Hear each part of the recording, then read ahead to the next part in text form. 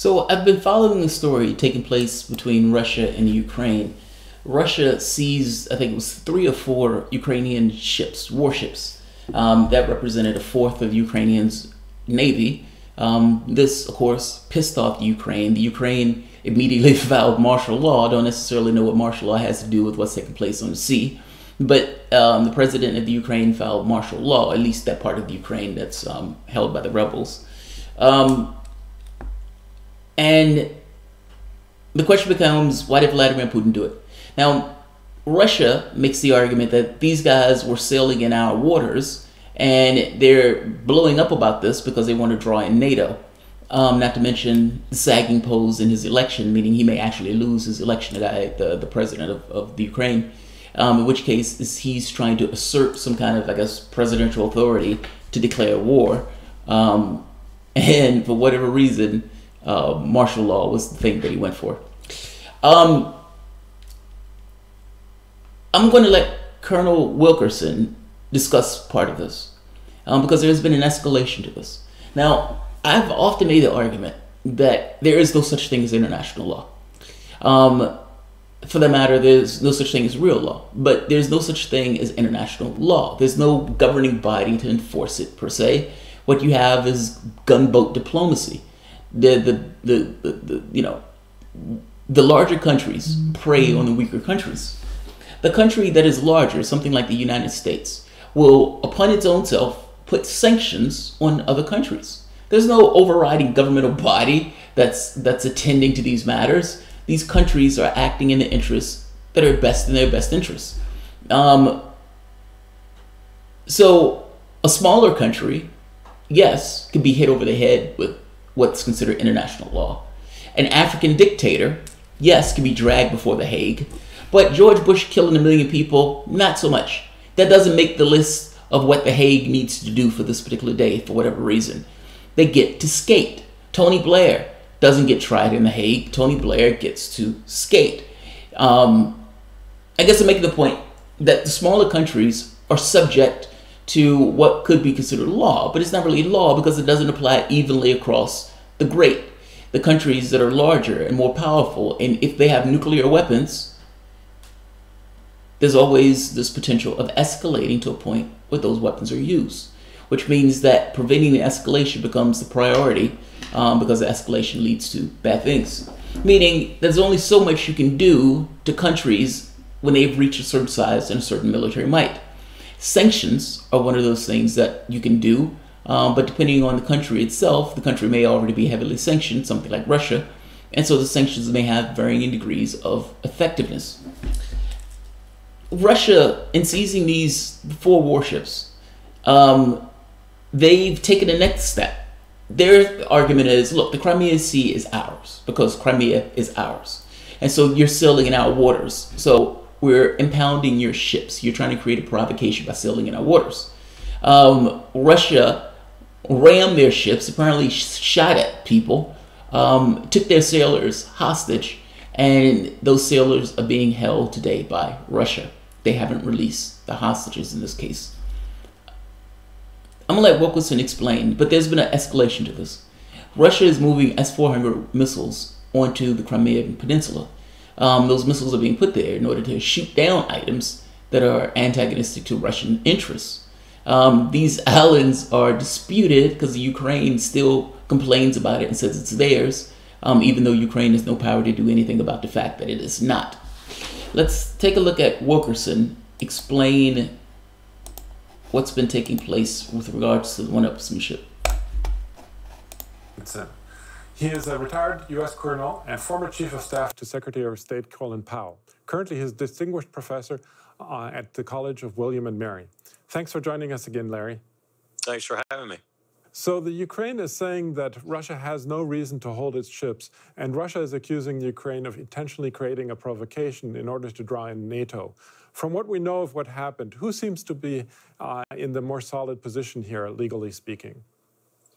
Legally speaking, I'm not quite sure because there are a number of protocols that are at play here. On top of everything is the UN Convention on the Law of the Sea and the designation of territorial waters and shelves and economic zones and so forth. and the right, even though those things might intersect, to pass through what are called international straits or international waters, no matter how narrow they may be. Then you've also got underneath that various protocols and agreements that have been made. In this case, I think there's one between Russia and Ukraine. There are probably other agreements that impact on the Black Sea, which, as you know, the strait they were trying to pass through is to the north of, or the north side of. So there are all kinds of international agreements and bilateral agreements about passage through this area. The legal aspects of it really, I think, would boil down to, in many respects, who has Crimea. Ukraine still claims Crimea. Russia now claims Crimea. And if they claim Crimea, then their territorial water, even with UNCLOS, with respect to UNCLOS and its definition of straits and so forth, then that territorial water that is territorial water, even under UNCLOS, is Russian. If it's Ukrainian, it's Ukrainian. The Russians are claiming it's Russian and that the Ukrainian ships violated it.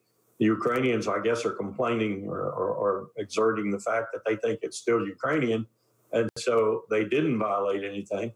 But all of that, the legal aspects of it really boil down, as Mao Zedong said, international law comes out of the barrel of a gun, to who has the biggest gun.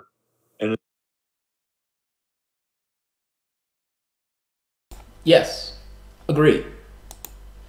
If international law boils down to the barrel of a gun, meaning gunboat diplomacy, then there is no such thing as international law. I hope you understand what I mean here. Yes, they may have something on the books that says people can do X or people can do Y, but it's never distributed evenly. The United Nations, again, is not dragging George Bush into The Hague. They're dragging podunk dictators in Africa, none of which have a body count anywhere near what George Bush's is, none of which have a body count anywhere near what Tony Blair's is. I'm just saying, there seems to be a great difference in the way that the laws are covered, depending on the size of the country and the weaponry that the country has. Now, from the standpoint of Russia, they're adding S-400 missiles, these things.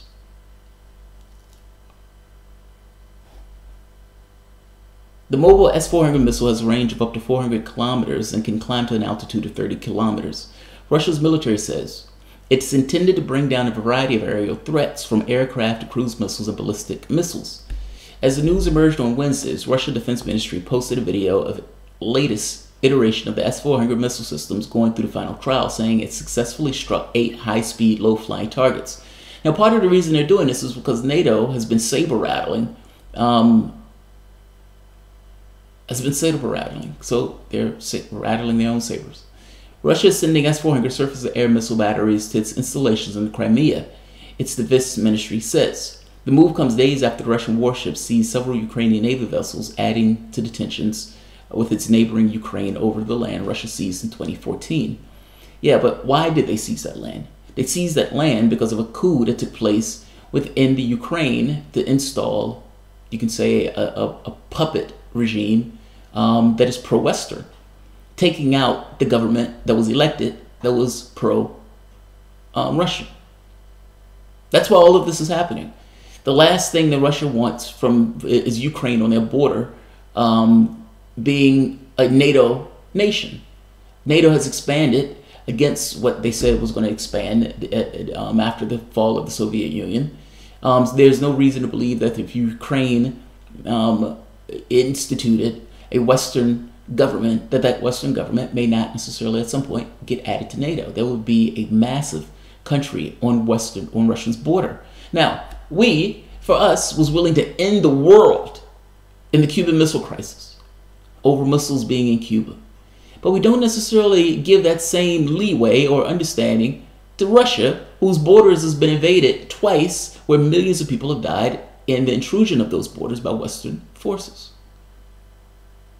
protecting their space. It's not about right or wrong, it's about action and consequence. If you're putting a coup in that country, then Russia has to respond to that coup in order to protect the integrity of its borders, in which case it has a counter-revolution to your revolution to take back some of that land and create a left between the two areas. Right and wrong don't apply. This is just action and consequence. Russian military has added 3 of the S-400s Triumph missile divisions on the Black Sea Peninsula. It will have another to place in operation by the year's end, said Colonel Vadim Astafev of Russian Southern Military District, according to state-run RIA Novosti news agency. Let's see, is there anything else? UN ambassador, or U.S. ambassador, UN Nikki Haley, called it an outrageous violation of sovereign Ukrainian territory. Well, this was going to be a canned response, right? You already know what Nikki Haley was going to say. It was going to be something belligerent, anti-Russian. Didn't have to even, give her a jumping off point. During an emergency meeting at the UN Security Council on Monday, the Ukraine has imposed martial law in response to the armed confrontation, which it says is another string of acts of aggression. In response, Russian President Vladimir Putin claimed on Wednesday that the incident was a provocation designed by Ukrainian President Petro Poroshenko, who faced weak public support ahead of the election next year.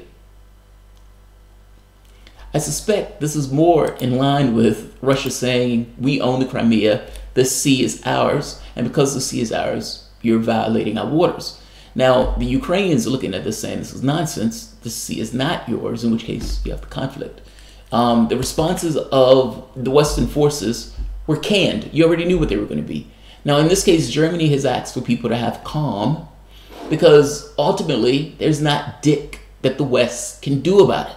Unless you're willing to end the world for the Ukraine, there's nothing that you could do about it. My position on this is this has nothing to do with right and wrong. This has purely to do with action and consequence. It's not fair to the people in the Ukraine itself, but they're still stuck with larger forces acting on them.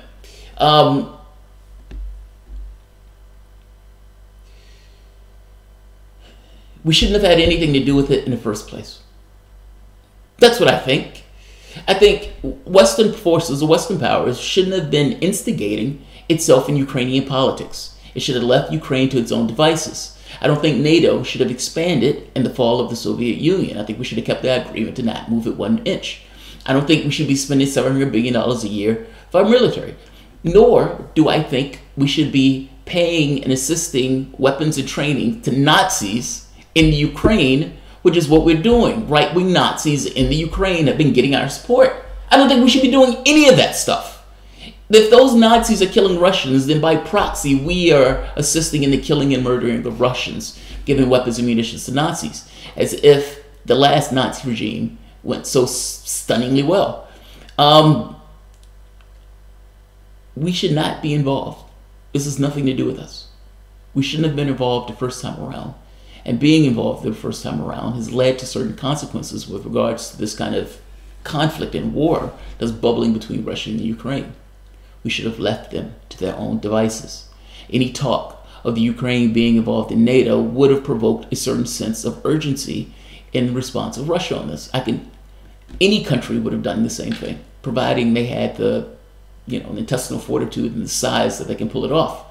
But it makes all the sense in the world for them to do this, as opposed to having NATO on their border with missiles that are even closer to their country. It's not right or wrong. It's not that I think they should have taken the ships. I do think these guys are at war, and at war, it's odd to pretend as if, this is not taking place.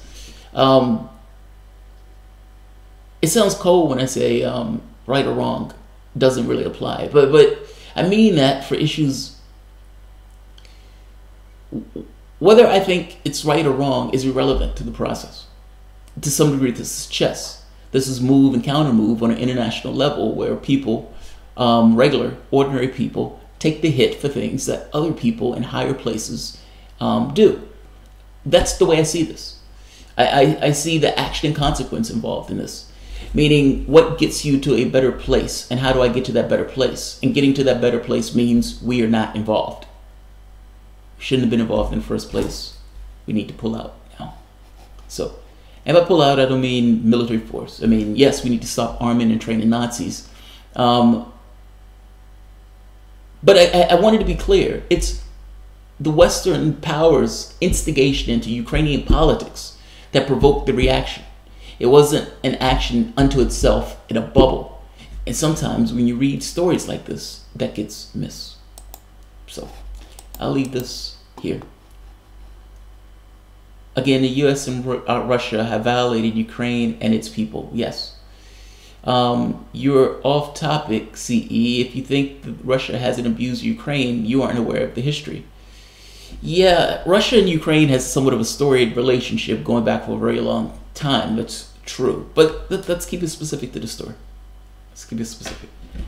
All right, I'm going to end this. Cardinal, you're blind to who's instigating here. Uh-oh.